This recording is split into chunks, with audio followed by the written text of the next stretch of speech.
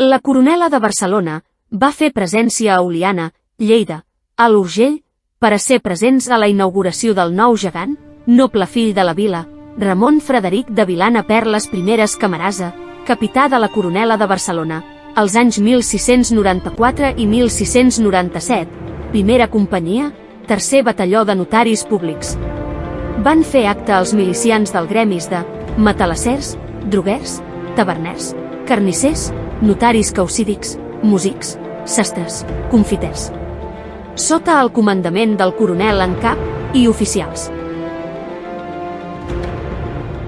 Ramon Frederic de Vilana Perles I Camarasa neix a Oliana l'any 1663, tot i que va estar batejat a l'església de Sant Just i Pastor de Barcelona.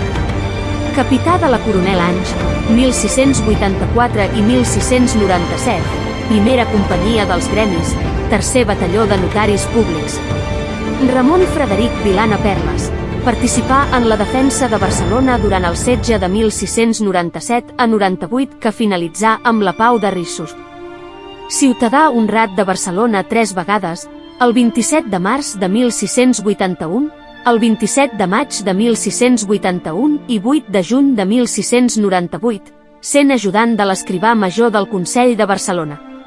Doctor en ambdós drets, notari reial amb despatx a la plaça de Sant Jaume de Barcelona.